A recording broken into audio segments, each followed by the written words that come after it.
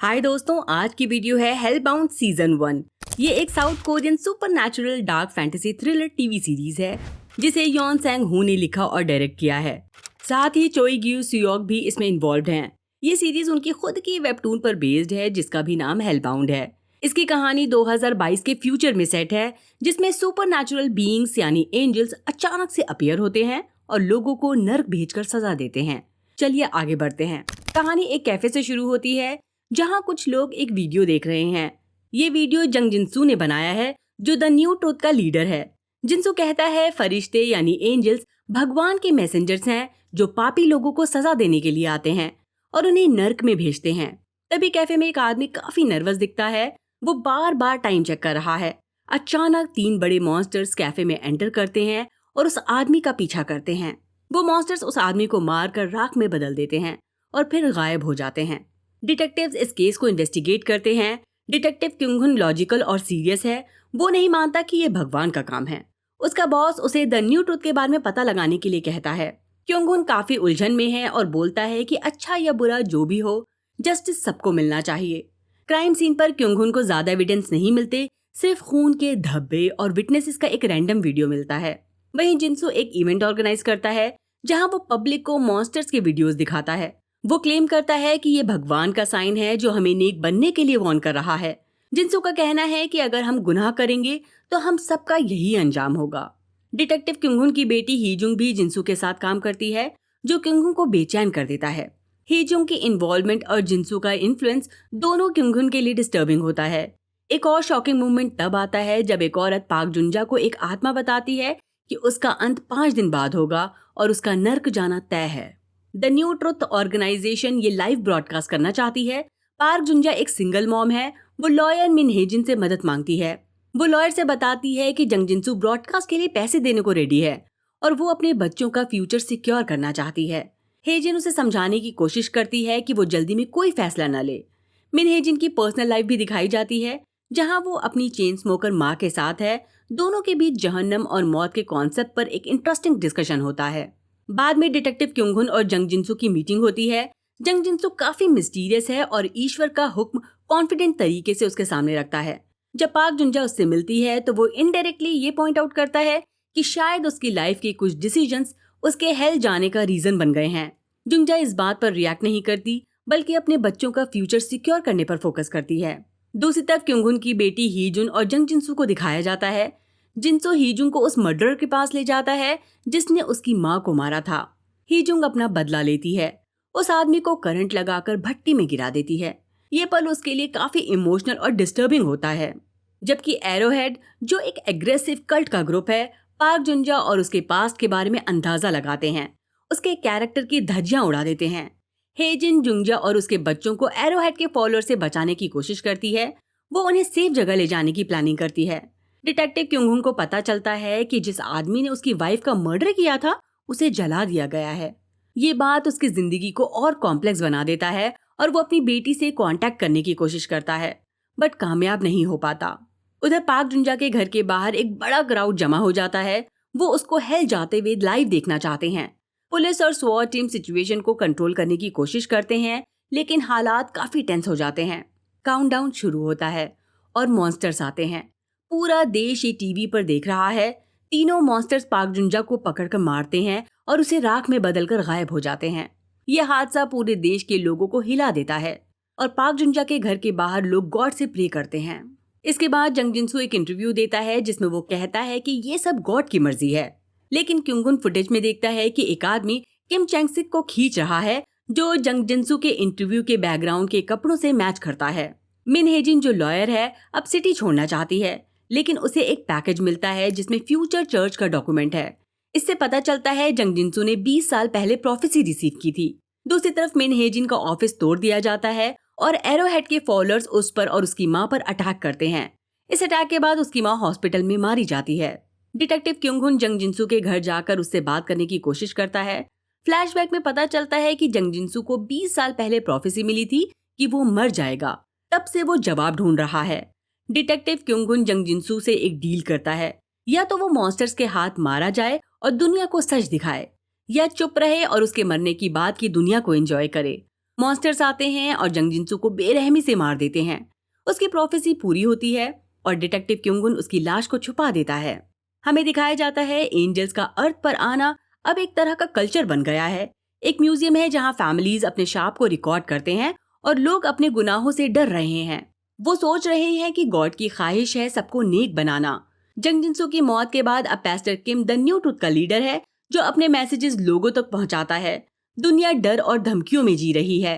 बेयंग जी एक documentary producer है जो द न्यू ट्रुथ के रीसेंट इवेंट्स पर काम कर रहा है। प्रोडक्शन कंपनी पर प्रेशर है कि वो दुनिया के बदलते हुए हालात को दिखाए, लेकिन लोग एरोहेड के क्राइम का सामना करने से डर रहे हैं। बेयंग जी अपनी बीवी सोंग सोह्युन और अपने नए बेबी के लिए परेशान है। वो अपनी फैमिली को ज्यादा वक्त नहीं दे पा रहा। फिर एक ट्विस्ट आता है जब उसकी बीवी अपने बच्चे से मिलने जाती है। तब इनका न्यूबॉर्न बेबी हेलबाउंड डिक्लेयर किया जाता है। वो रिसर्च करती है लेकिन न्यूबॉर्न के लिए कुछ भी ऑनलाइन नहीं मिलता। बेयंग जी को पता चलता है कि उसका कोवर्कर जुनवुन लोन शार्क से परेशान है। वो एक फिशिंग डॉक पर जाता है। रास्ते में एरोहेड उसे रोक लेते हैं बट बाद में छोड़ देते हैं। वो फिशिंग डॉक पर पहुंचता है लेकिन पहले जुनजू नहीं मिलता। जब वो उसे ढूंढ लेता है तो जुनवुन तालाब में कूद जाता है और बताता है कि उसने प्रोफेसी रिसीव की है और वो जल्दी ही हेल जाने वाला है। वो बेयंगजू से कहता है कि वो प्रिटेंड करे कि उसने उसे नहीं ढूंढा और सोदो लोन्स उसकी फैमिली को संभाल लेगा। जुनवुन नहीं चाहता कि उसकी फैमिली एक गुनहगार से जुड़ी हो और शर्मिंदा हो। जब एंजल्स आते हैं जुनवुन बेयंग जी से बोलता है कि वो अपनी बीवी को नहीं बताए।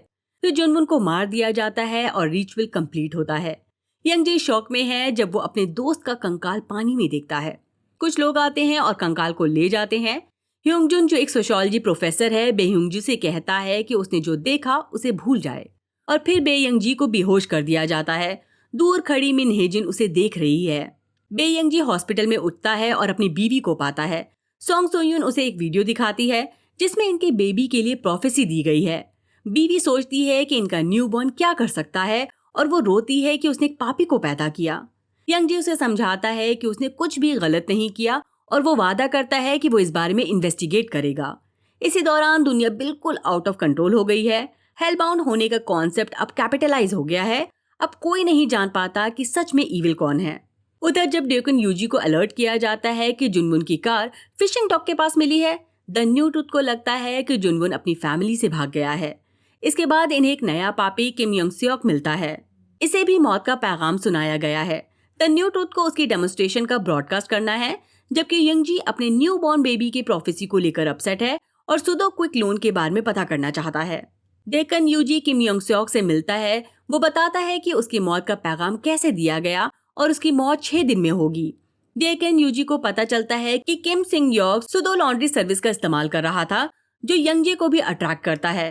ड्योकन यूजी को पता चलता है कि किम योंग सियोक ने अपनी डेमोन्स्ट्रेशन से पहले लॉयर मिन हेजिन को कॉल करने की कोशिश की थी और उसे शक है कि वो सुडो ऑर्गेनाइजेशन से जुड़ी हुई है। किम जोंगचिल इन्हें काम करने की परमिशन देता है। योंगजुन यंग जी से मिलता है और बताता है ये पापी नहीं है, ये एक जादुई डिजास्टर है। इसके बाद योंगजी मिन हेजिन से मिलता है। मिन उसे वार्न करती है कि द न्यू ट्रुथ उन लोगों को मैनिपुलेट करता है जिन्हें मौत का पैगाम सुनाया जाता है ताकि वो गुनहगार जैसे दिखें। मिन कहती है कि अगर वो इनके प्लान्स को फॉलो नहीं करेगा तो उसका बेबी बेकार में मारा जाएगा। यंगजी शॉक है और सोचता है कि ये द न्यू ट्रुथ से कैसे अलग हैं। योंजू यंगजी को बताता है कि उसकी बेटी को मौत का पैगाम मिल गया है और वो खुश है कि कोई उसकी बेटी को बेरहमी से मरने नहीं देगा। यंगजे घर आता है और देखता है कि उसकी वाइफ अपने बेबी को उठा नहीं रही। वो अपने बेबी को उठाता है और उसे शांत करता है और सुडो के प्लान्स के बारे में बताता है कि वो द न्यू ट्रुथ को एक्सपोज करने वाले हैं अपने न्यू बॉर्न बेबी के थ्रू। इस दौरान ह्योंगजुन को द न्यू ट्रुथ और एरोहेड के लोग किडनैप कर लेते हैं। उन्हें ह्योंगजुन से डेटा चाहिए ताकि वो जान सकें कि वो कहाँ रहता है। फिर वो मिन हेजिन को ढूंढते हैं जिसे भागना पड़ता है।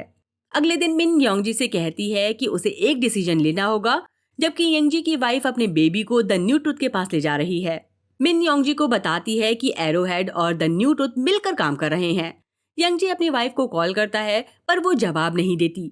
उसकी वाइफ ने मैसेज भेजा है जिसमें लिखा है कि उसने अपने बेबी को द न्यू ट्रुथ के पास भेजा है ताकि वो ये समझ सके कि बेबी को मौत का पैगाम क्यों दिया गया। सोंग सुयोन ड्यूकॉन यूजी से मिलती है और फुटेज दिखाती है। ड्यूकॉन यूजी कहता है कि सोंग सुयोन को उसके रूम से बाहर नहीं जाना चाहिए। किम जोंगचिल चाहता है कि माँ और बेबी को फौरन अलग किया जाए। यंगजे अपने वाइफ को वार्निंग देता है कि वो वहां से निकल जाए। मिन हेजिन एक प्लान बनाती है जिसमें वो सॉन्गयुंग और उसके बेबी को लेकर भाग जाती है। फिर ये बात द न्यू टूथ को पता चलती है और वो घबरा जाते हैं। मिन हेजिन बेबी का डेमोन्स्ट्रेशन ब्रॉडकास्ट करने का प्लान बनाती है और वो कहती है कि भगवान एक मासूम बच्चे को मार नहीं सकता। मिस्टर ली भी द न्यू टूथ को कॉल कर लेता है और उन्हें बताता है कि वो और पेरेंट्स उसके साथ हैं। मॉन्स्टर्स बेबी के लिए आ जाते हैं। सॉन्ग सुयोन अपने बेबी को बचाने की कोशिश करती है लेकिन केओस बढ़ जाता है। यंगजे उसकी मदद करता है लेकिन मॉन्स्टर्स उसे जमीन पर फेंक देते हैं। बेबी की लाइफ बच जाती है लेकिन ट्विस्ट ये होता है कि वो अभी भी जिंदा है, जो एक सेक्रीफाइस का रिजल्ट है, यानी उसके पेरेंट्स मारे गए। सीजन के आखिर में हम देखते हैं सभी कंकाल जिंदा हो जाते हैं और ये व्यूअर्स के लिए काफी सवाल छोड़ जाता है।